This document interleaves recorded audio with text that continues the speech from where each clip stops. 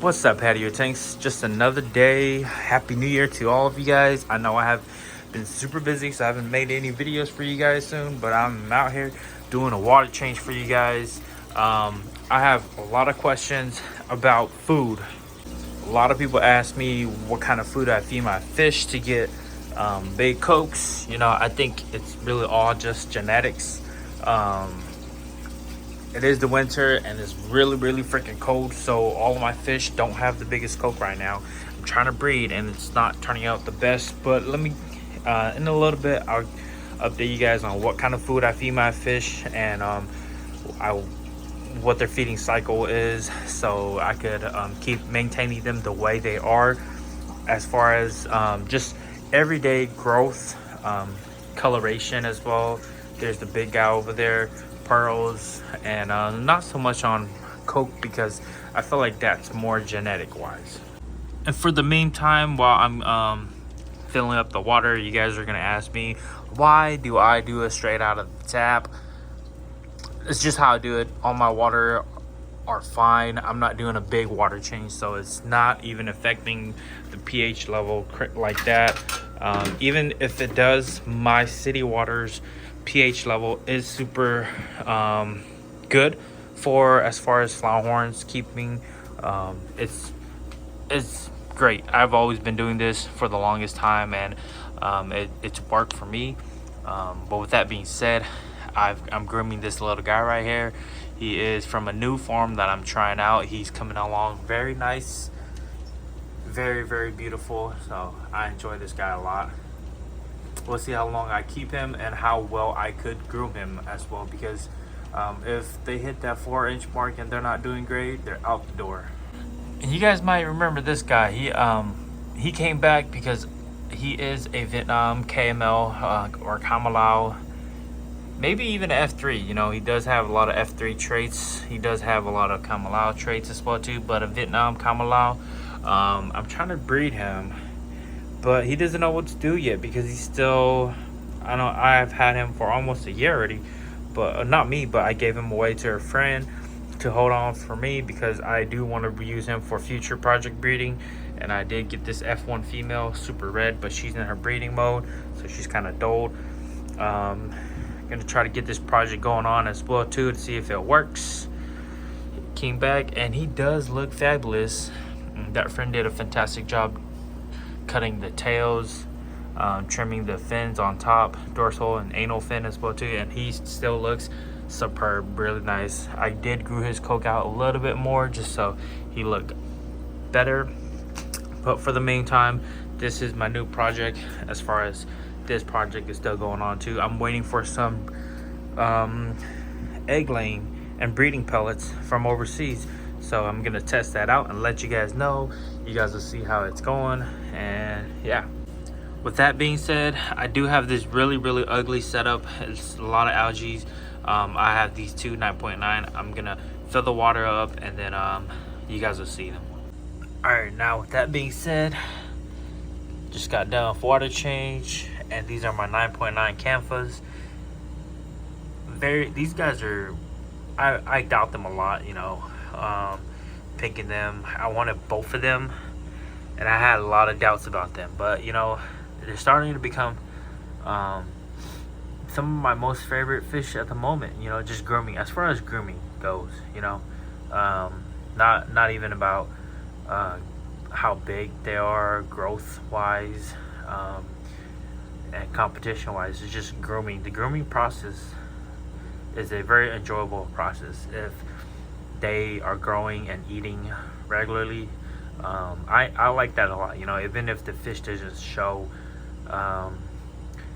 quality, but they're eating, they're growing, and they're looking good. I like that a lot, especially this guy. And the day I brought him back, his coke dropped a lot, and then within the next 2 days his coke exploded, and it's gonna keep growing. And yeah, I had a lot of doubts about this guy. I actually wanted this guy over this guy right here, but when we got to the shop, I actually picked up this guy and left this guy at the store. But then I went back and I was thinking about it, and I actually really like this guy, because even though he does not even look like my type of fish, he reminds me a lot about my Mark 85, because the way he looks, his structure, his belt, fins, and everything resembles my Mark 85 a lot. And you guys know Mark 85 is a 9.9 fish as well too. So pearls and coloration doesn't really resemble him much, but structure wise, very beautiful. Same with this guy as well too. He's very beautiful. These two are very nice 9.9. So I just had to make a quick adjustment. I put this guy in here instead, and brought this champ down here. He wasn't really liking this tank up here, because that corner over there, you know, this is like 50% of the side of this tank getting taken out. And I felt like this guy, he would probably like this tank a little bit more. This guy's a little bit more picky. I just dropped him in there, so he's a little stressed. He was constipated too as well. This morning I had to help him poop, because his head was just down all the way, and he was like a stick. I fed him some blood worms yesterday, and he was super constipated. See, he's still trying to poop out some blood worms right there. So maybe I'll starve him for, I already starved him today. I'll probably starve him today, tonight, and tomorrow, and maybe the weekend as well too, because whenever I do feed him live food or raw food, he tends to constipate a lot, and it's not quite good when your fish constipate, because they will stress out and they won't do good at all. See, look, there's a little poop of his up there. So with that being said, my food that I honestly feed, you guys are gonna be like, what the heck, is just a very basic food, you know. Nothing special, you know. This is what I feed my fish majority of the time: premium food, 916 aquatics food. If you guys are in Thailand, Rocky Hen sells these. He is our transporter to the United States.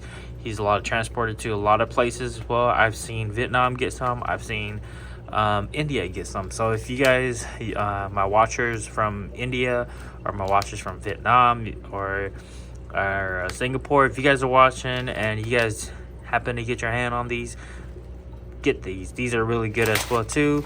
I feed these, but here and there only, because it's super high in protein, and as you guys know, it's not good to always feed high protein to your fish or to your Flowerhorn in general. So I feed these like every other day, probably like 3 times a week only. But my main staple is this Cichlid Gold, the Hikari. These I got the large one for big fish, and I got the medium for small and medium fish size. But you know, even big fish could eat the medium one as well too. But yeah, this is my go-to food. A lot of people are gonna be like, what the heck, why are you feeding these? This is for like wild cichlid, you know, Oscars. It shows the red terror, was it frontosias, you know, other cichlid, other Southern American cichlid. We got the firemouth right here too, red dragons, and you know, a lot of other cichlids. But you know, this is to me one of the best staple as far as big fish goes. People, you know, people question me all the time, is it okay for fish? Well, just take a look at my fish, and I fed them over, you know, for the past year and a half consistently on these red Hikari Cichlid Gold. And to me, this is a very good staple for everyday food. The blue, the Bio Gold, the blue, yellow, and white bag is really good for growth as well. And there are other Hikari Cichlid Gold. I've had a talk with some of the buyers overseas, my Flowerhorn guys, and they don't specifically like the Hikari because Flowerhorn does have a different diet. But as far as just testing wise, even tetras are good for Flowerhorn, the tetra cichlid ones. It really depends on how you keep your fish. You know, as long as they have good protein, as long as they have fresh water to swim, and you know, just the basic for Flowerhorn keeping, they're gonna do fine. You know, it doesn't really matter about food, because I've tried from the highest quality to the lowest quality. Yes, there is some difference, but for the most part, if you are consistent with your food and your water change, your fish will look amazing. It doesn't matter if it like you know, you're switching up food all the time. As long as your fish, you figure out your fish, you know, because I change up my food majority of the time. You know, some days I'll do raw shrimp, some day I'll do frozen blowworms, some day I'll do brine shrimp, and some days I'll just do pellets. You know, so you just really got to figure out your fish. Like this guy, he doesn't really like raw food, because he gets constipated and he doesn't swim right, it doesn't sit well with his stomach. But the rest of my other fish loves it, and they actually enjoy it a lot. So really read your fish, and really understand how your fish works, because a lot of them, if you're able to get them to eat, you know, for the most part, eat everything that you feed all of your fish, great. But if you can't, you really have to accommodate, like this guy. You know, he's kind of a picky eater too, and sometimes he, just like right now, his coke isn't the best, his color isn't the best, but you know, on show day he did really great, so I'm not even gonna say anything bad about him. But for the most part, you know, throughout the years, I've gone through a lot of fish that don't eat well, they don't grow well, they stay small, the color doesn't come back, they don't recover good. You know, shipment was hard on them and whatnot. So really figure your fish out. You know, I might have all these food right here laying around. I'm only keeping this Grand Sumo because I love this brand right here, but I'm only keeping this bag right here, or this whatever majiggy. It's empty. I only keep it because it's, you know, one of the best food that I like. And with that being said, these are all of my food that I feed my fish. You know, if you guys have any more questions, shoot it my way, and I could do another video of, you know, whatever you guys want. That is it for Patio Tanks. I'll catch you guys in the next video. Happy New Year's, and stay safe, guys.